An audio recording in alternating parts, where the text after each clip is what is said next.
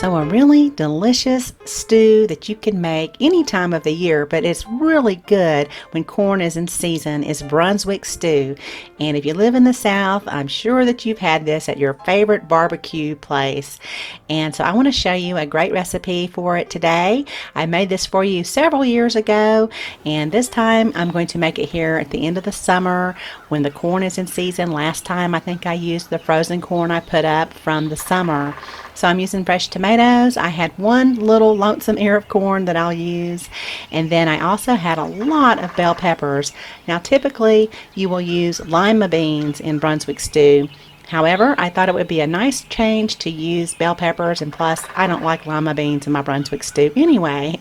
So I'm using some red and green sweet bell peppers, and then I also grabbed some hot chili peppers from my pepper container garden because I wanted to give this a little bit of a kick and make it spicy. A lot of times here in the summer, that corn will be very sweet, and it's great with some spicy peppers in there too, but of course you can leave those out if you don't like it hot.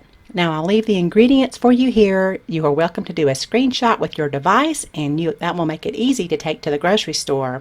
But we'll go ahead and take a closer look here at some of the different things I'm using to put this stew together.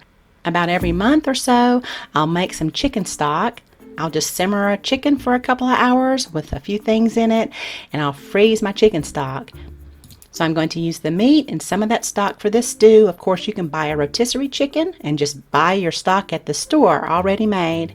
And then I smoked a pork shoulder on my little Weber grill, and that always makes so much meat. I just reserved about 3 cups of that for this stew, and we ate the rest for barbecue sandwiches. And that too is an easy thing to find in the meat section at your grocery store, or you can pick up about a pound of it at your favorite barbecue place.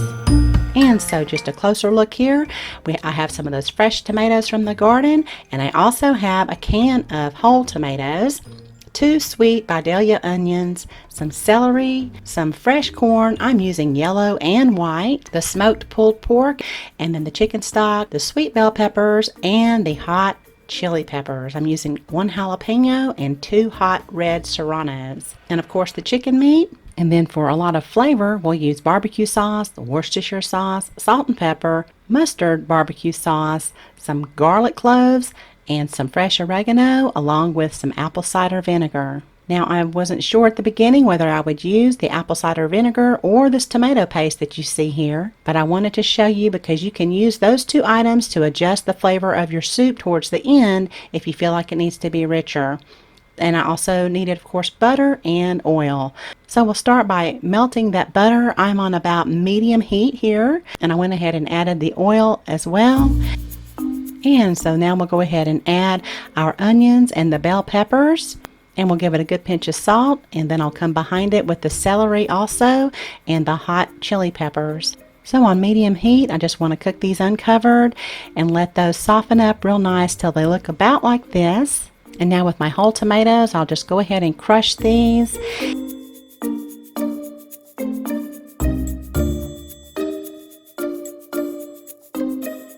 And in goes my garlic, and I only need to cook that about 1 or 2 more minutes. And now I'll add the crushed tomatoes and the oregano, along with the black pepper, half of the fresh tomatoes, the mustard barbecue sauce, or you can add about 2 tablespoons of just mustard if you want to, and the barbecue sauce. This is a spicy barbecue sauce, the Worcestershire sauce, and I let it cook for about 5 minutes, and I gave it a taste for salt. It was doing fine at that point. And now in goes the pulled pork, and I'll just shred up the chicken. You really don't want to have this chopped. Having it pulled is typically what you will find in the South, so it'll be kind of shredded into the stew, and it's really good that way. And then in goes the chicken stock. I'm just adding a little bit right now. I don't want to have it too thin. I want to make sure it stays nice and thick. So I reduced my heat down to a nice simmer, and at this time it's nice to go ahead and cream the corn that we're going to add in it. So with a sharp knife and in a casserole dish, I just like to put the corn right there in the corner and then just shave off the top of those kernels. And then we'll go with the back of the knife and then scrape it and get the rest of the kernel and all of the corn milk in there. Okay, so I didn't I just kind of shaved off the tops. I didn't take it down and cut off huge rows of the corn, because then it can be tough if you get the bottom of that kernel. We're just going to kind of cream it. So essentially you're just cutting off half of the kernel, and then you go back with the back of your knife and then just milk it. Okay, for lack of a better word, you just kind of take the back of the knife and scrub it real good, and it will look kind of like a honeycomb when you're done with it, and you'll know you did it really good, and it'll be nice and milky looking. And that's where a lot of the starch is. It's going to help thicken up your Brunswick stew. So after about an hour and a half of letting it simmer uncovered, I went ahead and added the corn. I kept my eye on it because I didn't want it to get too thick, so feel free to add anywhere from 4 to 6 cups of that chicken stock to get it to the consistency that you want. And we'll go ahead and add the corn and let it cook for about another 20 minutes or so. Add those remaining tomatoes also. Some of that juice is going to release from the tomatoes, and then that corn is going to help thicken up your stew as well. So the total cooking time on here should be around 2 hours. I just don't like to put my corn in too early because I think it kind of melts away into the stew, and you really kind of want that little pop of corn when you're eating your Brunswick stew. At least that's how I like it. And then I like to add a few drops of this sherry pepper sauce right there on top. It's something I picked up on vacation not too long ago, and I've really enjoyed using it for stews like this.